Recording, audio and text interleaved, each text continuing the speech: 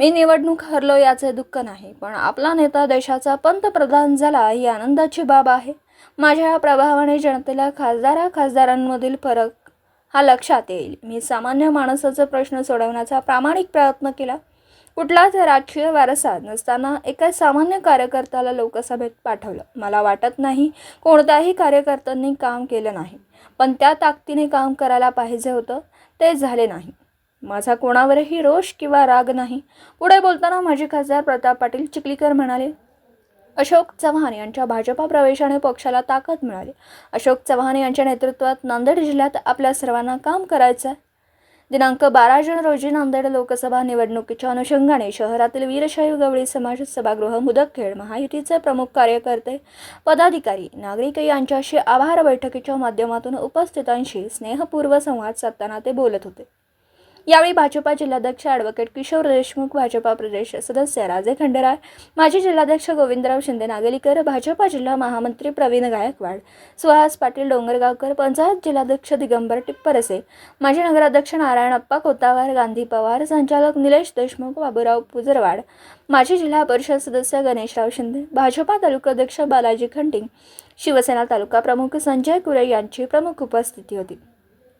यावेळी भाजपा जिल्हा सचिव भगवान पाणेवार, भाजपा शहराध्यक्ष संजय सोनटक्के, शिवसेना शहर प्रमुख सचिन माने, भाजपा तालुका महामंत्री सुदाम खानसळे, पुरुषोत्तम चांडक, माजी नगरसेवक गोविंद गोपणपल्ले, माजी नगरसेवक हामिद भंगरवाले, माधव कदम, उत्तम चव्हाण, संजय अवलवार, किशोर पारवेकर, माजी सरपंच इजळकर, शहर महामंत्री कानोबा बिस्मिल्ला, खंडेराव वडे, प्रकाश बलफेवाड, पंचायत राज्य प्रभाकर पांचाळ, कालिदास जंगिलवाड, अमोल अडकिने, प्रवीण काचावार, गोविंद गुडमवार, राजू बारतोडे, जयश्री देशमुख, दिलीप देशमुख, दीपाली गोडसे, मनोज कमटे, युवा मोर्चा तालुका अध्यक्ष सतीश मुंगल, शहर अध्यक्ष गजानन कमळे, युवा शहर सरचिटणीस संतोष सावंत, चंद्रकांत येंगुर्ले, तुकाराम मणुरे आदी भाजपा कार्यकर्त्यांची उपस्थिती होती. गेल्या लोकसभेच्या निवडणुकीत भारतीय जनता पक्ष आणि महायुतीने मला उमेदवारी दिली होती आणि दुर्दैवाने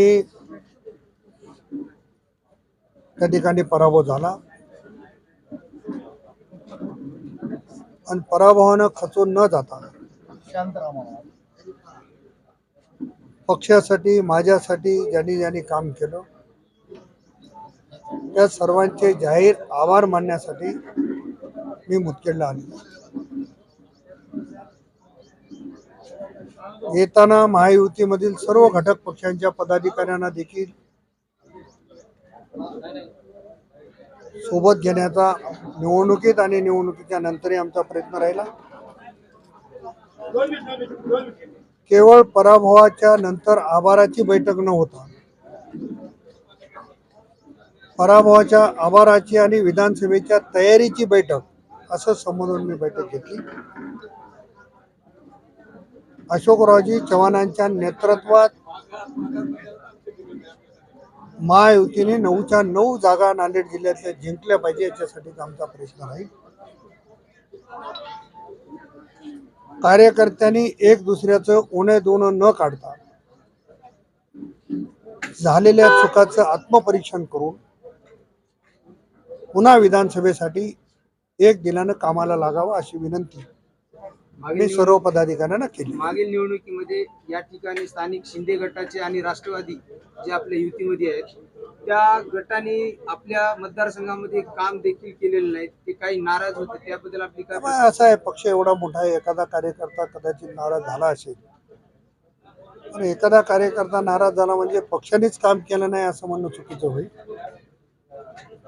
जे कोण कार्यकर्ते नाराज होते त्यांनाही मी परत भेटणार आहे. निवडणुकीत भेटू शकलो नसेल, पण आताही त्यांना भेटून पुढच्या याच्यामध्ये ते कसे कामात येतील त्याचा येत्या निवडणुकीमध्ये जे दलित मुस्लिम आहेत त्यांना तुम्ही कशा पद्धतीने वळवण्याचा प्रयत्न करता? विषय असा आहे की दलित बांधव असतील, मुस्लिम बांधव असतील,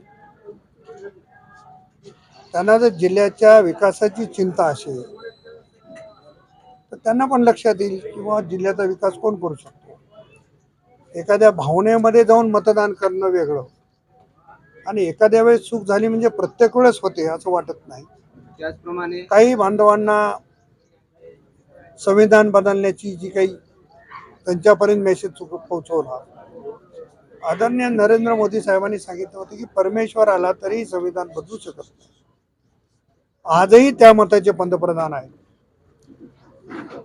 लोकांना टीका करायचं असेल तर काही टीका करतात. काल मोदी साहेबांचा शपथविधी होताना संविधानाचं दर्शन घेऊन शपथविधी घेतला तर लोक म्हणाले नाटक केलं. मागच्या लोकसभेला मी होतो. मागच्या लोकसभेतही पंतप्रधान होताना मोदी साहेबांनी संविधानाची पूजा करून संविधानाचं दर्शन घेऊन शपथ घेतली. ज्याला काम करायचं नाही त्याला नावं ठेवायची अशी लोक नावं ठेवतात, परंतु संविधान बदलणार नाही याचा खुलासा मोदी साहेबांनी केलेला आहे. त्यामुळे एखाद्या निवडणुकीत रागात जरी कोणी काही केलं असेल तर पुढच्या निवडणुकीत हा राग कमी होईल असं मला वाटतं. खासदार अशोक चव्हाण यांचा एक व्हिडिओ व्हायरल होत आहे, ज्या ठिकाणी मोदी साहेबांना भेटण्यासाठी गेले असता आभार मानताना त्या ठिकाणी नरेंद्र एक मोदी आहे, त्यांना तुम्ही पण असं आहे की आता मी छोटा कार्यकर्ता आहे, एवढी गर्दी आहे आणि एखाद्या पदाधिकाऱ्याकडे प्रमुख पदाधिकाऱ्याकडे माझं चुकून लक्ष गेलं नाही याचा अर्थ मी त्या पदाधिकाऱ्यावर नाराज आहे असा होत नाही. स्थानिक काँग्रेसचे का- कार्यकर्ते देखील नाराज त्याला आहेत. त्याला कोणाला त्या व्हिडिओचा अर्थ काय काढायचा काढू द्या. अशोकराव चव्हाण एक ताकदीचा नेता आहे. त्याच मोदीजीने त्यांना सन्मानाने राज्यसभेवर घेतलेलं आहे.